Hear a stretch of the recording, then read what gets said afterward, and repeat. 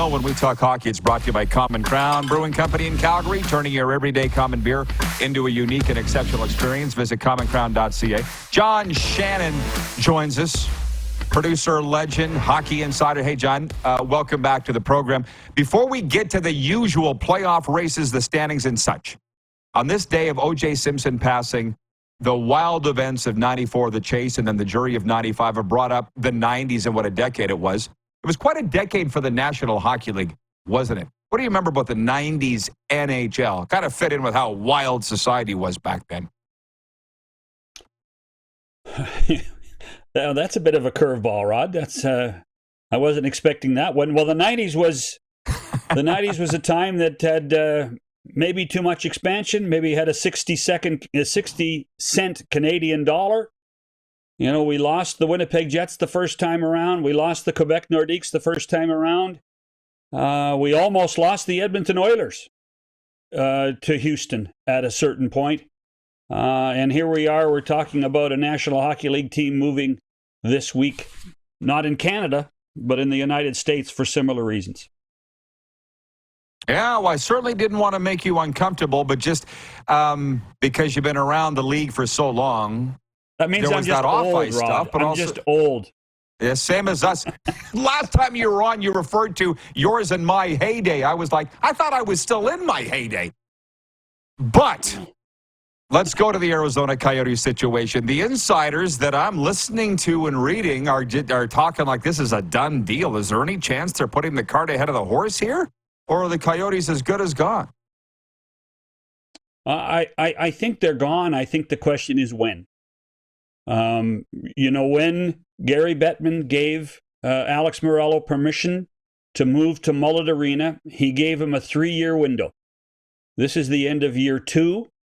And the problem right now, Rod, is that we are no closer to getting a National Hockey League rink in Phoenix. In fact, even if they do win the land auction at the end of June, we're 4 to 5 years away from getting an NHL arena in Phoenix, which means it's not tenable there. So whether they allow them to stay one more year before they move them, that becomes the question. So are they as good as gone? Probably. And I think a bigger question is not if, but when. So I don't understand because I've been around that organization closely. I had a friend who owned it for 3-4 years. You and Gary were buddies, right? Right. And everything was great when Gary was there. Afterwards, it got really, really, really bad. Why? People don't understand how bad it's been there.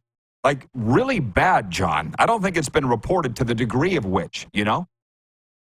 No, I don't think we understand it. But it's twofold, Rod. First of all, when your friends at Ice Age, and I had friends at Ice Age too, when they owned the hockey club, they still had the major issue of having a hockey team in Glendale, which is tantamount to having the team in Lumsden, Saskatchewan.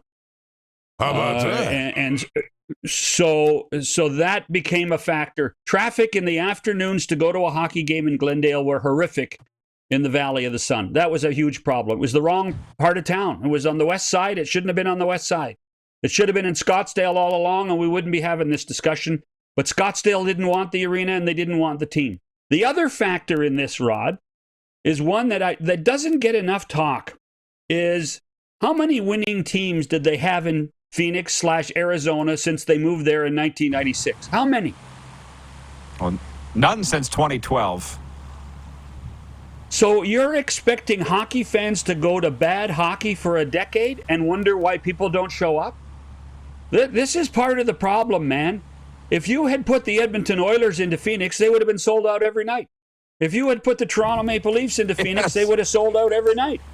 But they didn't have a good product for a long time. Now, Bill Armstrong has tried to work diligently to improve the product. And under really difficult circumstances, now has a really strong core of young players. But it takes time. And this is the third reincarnation of this hockey club. that we've talked about how they're rebuilding and how they're doing things. This was supposed to be their breakout year. It didn't happen. I do not blame people in Phoenix and in Tempe and in any of those towns in the valley of not going to hockey games that the team's not going to win and not be entertaining. That's a factor in all this. It's probably the biggest factor, to be honest with you, because that's what the Phoenicians told me. Put a team on the ice, we'd show up. But this talk of the NHL going back in a few years to Arizona, that's not going to happen. I don't like that people are blaming Arizona as a market because it never had a chance, and you said it far more eloquently than I could have.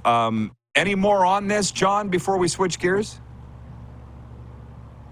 Well, I do think the date of the end of the regular season, I think might be a factor. Let's remember one thing. The most important time of the hockey season begins on the 20th of April and will end on the 20th of June, and that's the Stanley Cup playoffs.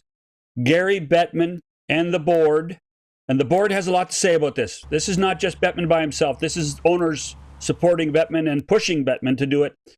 Owners do not want a distraction when we should be talking about the great hockey we see. So there's a very small window between the end of the Coyotes' regular season and the start of the Stanley Cup playoffs that something might just happen.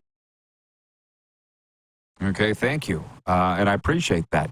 To these races, we're hearing it a lot, John. Please make some sanity of this. People are saying it's the best races ever. Do we say that every year? Or is this really the best chase to the playoffs ever? No. I think there are so many races in so many different ways, Rod. This is the best, and this is the best reason why we don't need expanded playoffs. We don't need a play-in tournament. We don't need extra wild card teams like we've seen in the National Football League or in Major League Baseball. We have a great playoff race in the East. We have jockeying in the West. And by the way, so everybody's talking about in the West particularly, Edmonton's now just 4 points behind Vancouver with games in hand. The Canucks are going to Edmonton Saturday, so that could be up for grabs. The St. Louis Blues are only 3 points behind Vegas. So the race for the last playoff spot in the West still is not settled either. And then you have the East, which is just absolutely electric when you think about Pittsburgh and Washington and the Islanders and Detroit. There's going to be teams that are 90-point teams that aren't going to make the playoffs, and that's going to be frustrating. And unfortunately, it might cost people some jobs, which again would be disappointing. And by the way, the other race, how many guys now are in the Hart Trophy race? I used to think there was just 3. And if you take a good hard look at it, I think there might be 6 or 7 right now. And that is, again, another indicator how great the game of hockey and how great the stars in the game are. Just a fantastic year of hockey. I'm so glad that everything's great for the National Hockey League. Again, wide open. I will not ask you for a prediction because it would be a fool's errand unless you nailed it. But I'll ask you to finish this sentence. The team that wins the Stanley Cup will blank. Live in Texas. How about that? Oh, that was quick. So you feel they're the best team in the NHL today? We did our top 5 earlier on, and I got them number 1. You feel they're the best? Right now they are, yeah. The key thing, though, Rod, and you've been around as long as I have, you know what it takes to go 4 rounds of Stanley Cup playoffs. You need health. You need great goaltending. You need a little bit of luck, and right now I just get a sense that the Dallas Stars and Jim Nill and Pete DeBoer and Tom Gaglardi have everything pointed in the right direction. I think they're the deepest team. I think they're the deepest team in hockey right now. I love it. And the fourth thing I would add, and we saw it here in Sunrise last year, is you need some calls. That will happen too. And that's the always fun part of this, right, come playoff time. John, thanks for the time. I always enjoy it, man. Appreciate it. Keep up the great work. Always love being on, Rod. Thank you, man. hockey insider and hockey television legend John Shannon, although, as he will say, they founded the Canadian Football Network as well.